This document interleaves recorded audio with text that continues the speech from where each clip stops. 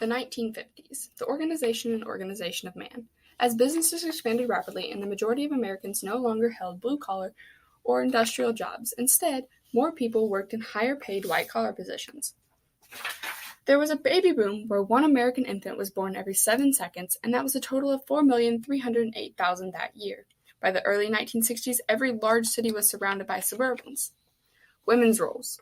Role of homemaker and mother was portrayed in almost every popular magazine, movie, and TV program. Some people like Carol Freeman spoke out against these because they felt they were not happy with their role of homemaker and felt restricted. Automobile culture. Cars were bought in record numbers and new sales rose from 6.7 million to 7.9 million. With more suburban living, a car was a necessity for people to drive in and out for work. Mass media. With the TV becoming widely available in 1948, the TV reached almost 9% of American homes. In 1956, the Federal Communications Commission that regulates and licenses televisions, telephones, and telegraphs, and radios allowed 500 new stations to broadcast. Rock and roll. Alan Freed was the first to play this kind of music and called it rock and roll because it means music that's both black and white. Artists like Richard Penniman, Chuck Berry, Bill Haley in his comments, but mostly Elvis Presley, brought rock and roll to popularity. The racial gap. African Americans had inspired music, the birth of rock and roll genre, and many of the greatest performers. However, African American shows were mostly broadcast on separate stations than whites. New products.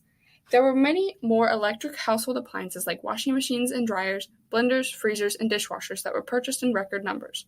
With the extra time they had, people invested in new recreational items like power lawnmowers, barbecue grills, swimming pools, and lawn decorations.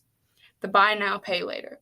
A big thing in this time was credit, and many consumers bought on credit, meaning they did not have to pay for it right away. The Diners Club was the first issued credit card in the 1950s. Radio and movies. So radios didn't have to compete with the mass market of television. They turned to local programming of news, weather, and music.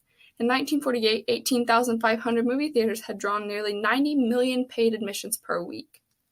Moving to the suburbs. The GI Bill lowered the mortgage rates for returning soldiers, meaning it was cheaper for them. The houses were perfect for young families with informal living rooms, open floor plans, and backyards. These houses seemed to be cookie-cutter. Leisures in the 50s. Most Americans in the 1950s had more leisure time than they had before due to set work hours and 40-hour weeks, along with several weeks vacation per year. During this time, Americans spent more than $30 billion on leisure goods and activities.